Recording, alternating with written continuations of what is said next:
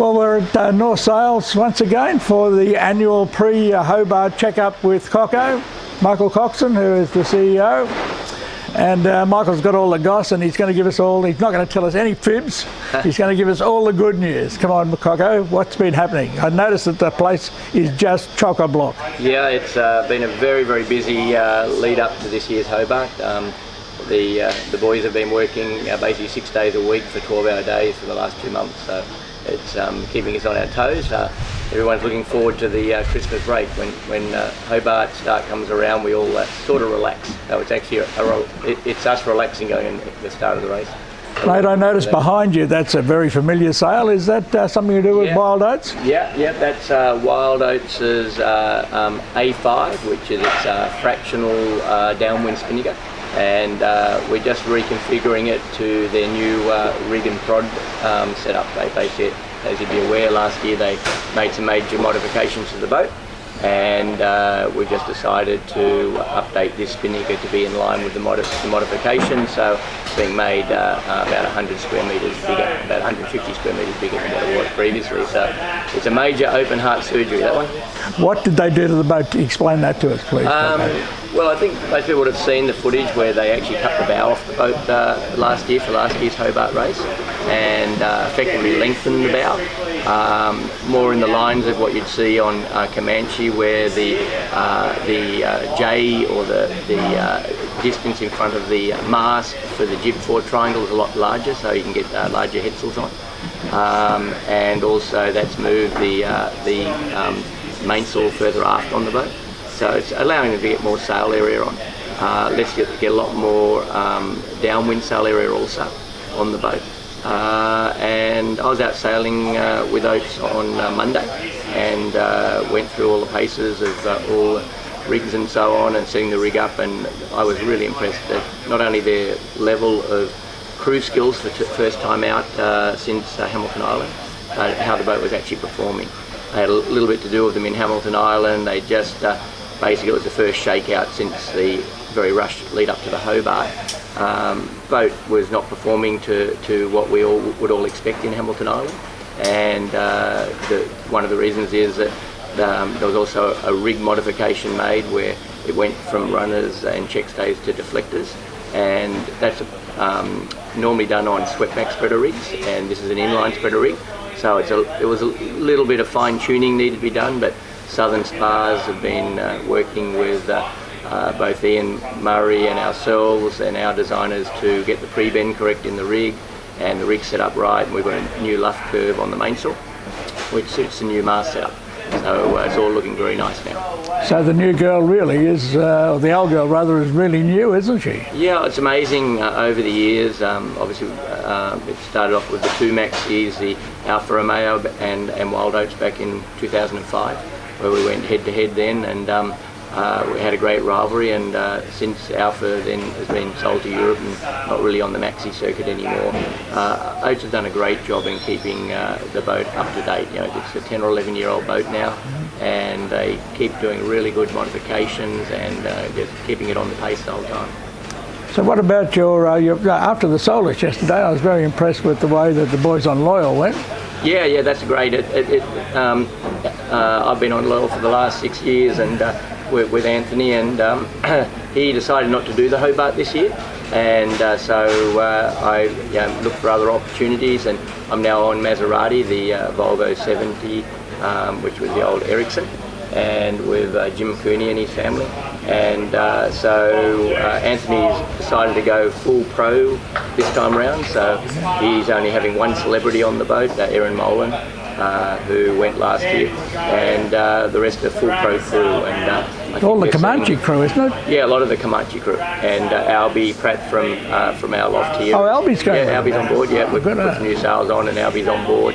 And Anthony at the last minute he gave me a call about 2 months ago and said, I've decided I want to do it again. I said, well, I'm committed, but he's really done a good job. He's imported the Comanche crew headed by Tony Mutter, who's very, very experienced, he's to IC, to Kenny Reid on Comanche, and they looked very slick yesterday. They did, didn't they? Yes, they look good. Well, what about the boat? Do you think the boat it's retired because of the hull problems the last 2 races? It's that all fixed? It's interesting. Well, the answer is I don't know the answer, but I'm sure that Black Joe, who's in charge of the boat, he does not want to have a third failure. So I know he's really gone into it. It's a hard one. The boat's so flat in its section forward that there really cops a beating when you start pounding into seas. And my thoughts are the boat was always built as a record breaker. Now you normally break records going downwind. You don't go upwind to break records. I think what's actually we're seeing here is that since we've brought it down to Australia and been putting it into the Hobart race, we're going south. The 2 times it's broken has been into southerlies, and we know with the situation there, you get current against wind, you get big seas. So I think it just showed an area where the boat needed to be addressed, and I believe that Anthony and Black have got it addressed now, and I'd be very surprised if she didn't end up on the Constitution dock next in later this year. Well, that's fantastic. Now, the other Super Maxi, of course, is the old Ragamuffin, Scallywag. Yeah. She looks like she's taken a lot of weight out of her too. And it's interesting because I sailed yesterday on the Wild Oats XI, and as funny as it sounds, you get left behind pretty quickly by the big boats. So, and we had our hands full trying to short tack that boat around the harbour. So I actually didn't get a good feel for the racing, although I was in it for the big boats. But I had a really good look at the footage back at the club afterwards, and looking at the different boats, and you could see that upwind it looked to me that Loyal had the edge on the fleet. Downwind it looked like Oates had the edge on the fleet. I didn't get a really good handle on Scallywag. I think she had a bit of issue with a furling unit, or she was going down one of the runs for quite some time with out there Spinnaker deployed. So I couldn't really say I saw them lined up against anyone to make a comment there. I don't know what you saw. Yeah, well, no, they were going well. They had, as you say, they had their problems, but of course they use water ballast a lot too, and because they can't do that in little boats like that. Yeah. The other Maxi, of course, is Ludders. That's an unknown quantity as far as the thing is concerned. What have you heard? I haven't heard much. I spoke to Chris Dixon, who's sailing on it down the Seaway on the weekend. He said it's all new to him. He doesn't really know yet. I was surprised they weren't out yesterday, because it would have been a great opportunity to see how she goes, to line her up. I saw her out on Monday when I was out on Oates, but again she was just I think commissioning the rig and sails. She wasn't really sailing in anger. So other than it looks pretty out there, which I don't know whether that's be a good or a bad thing. I can't really make a comment on her performance yet. I haven't really heard any feedback.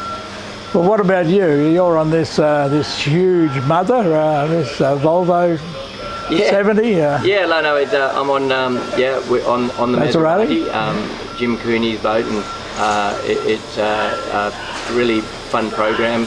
Jim's got his daughter Julia is starboard trimmer, and son James is the port trimmer, and Jim is the helmsman, and we've got a mixture of his regular crew, and we've brought in for a bit of experience some around the world sailors, such as Noel Drennan's coming in to help us. He flies in on Friday, and I've got Tommy Braidwood as the crew boss. Andrew Cape's going to do the navigation. So we've got quite a number of solid people. So it's a mixture of about 50-50 with professionals and experienced amateur crew.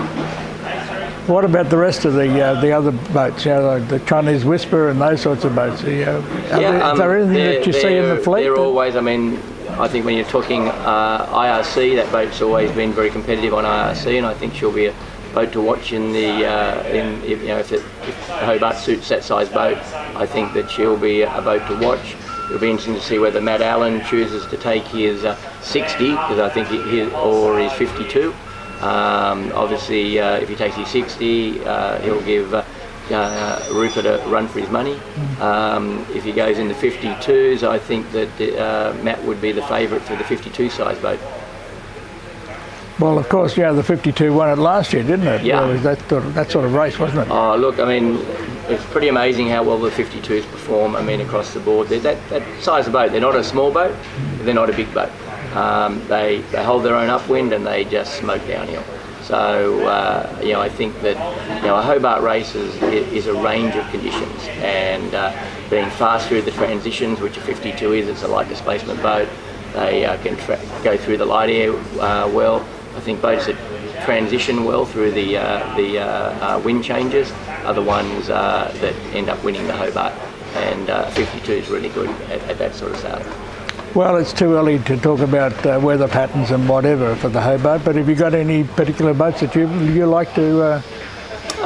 Yeah, to be honest with you, I've been so busy I haven't even heard a long-term forecast yet, and I don't really take much notice until about 3 days out anyway, to be honest with you. So, yeah, at this stage, until I knew more about the weather, I really wouldn't want to make a prediction on handicap, but if I had to say something this far out, I'd be looking at, if it was a bit smaller boat, I'd be looking at maybe Patrice, the similar size boat Concubine. Unfortunately, the South Australian boat, unfortunately she broke a rig a couple of weeks ago, which is very disappointing for the wards, the owners of the boat, because they, you know, really Hobart is their thing, and they were warming up to it really well, really good preparation, and unfortunately they had a failure in their rig, and which has meant they'd have to retire. So without the wards there, I'd be looking at Patrice at the smaller size boats, and then at the 52s, I'd be, you know, you obviously got Balance, who won last year, so she's, you know, with, I think Greeny's still on board, and he's very experienced offshore sailor. And Matt Allen's got a fantastic crew on that boat, really experienced crew, including Billy Sykes from our loft here. And then I think as it jumps then up to the bigger boats, I'm not sure the Volvo 70 is the ideal boat on IRC.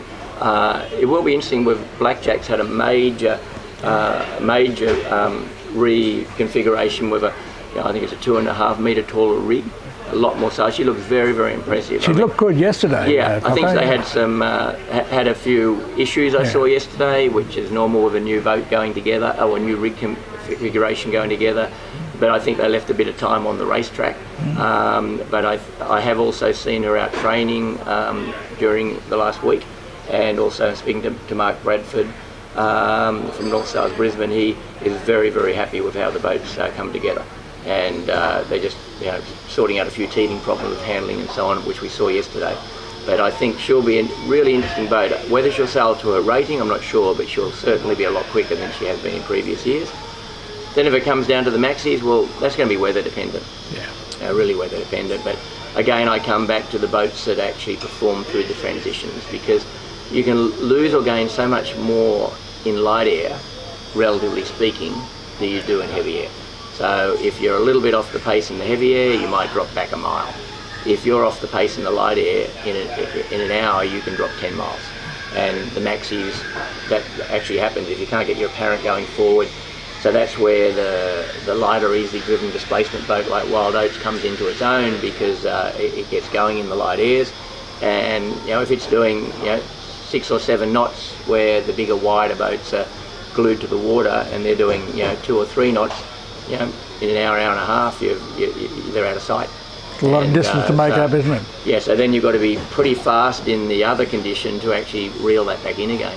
So again, it comes down to forecast, but you remember the fresh stuff in the Hobart race, but I tell you, there's an awful lot of lighter air sailing also. Indeed, yeah. Well, mate, have a good race. Thank you very much. And we look forward to talking to you in January to find out what went wrong. Yeah, well, hopefully not too much went wrong, and I haven't made it there the last 2 years on Loyal, so I'm looking forward to actually getting to Constitution Dock this year. Take a photograph. Thank you very much. Yeah.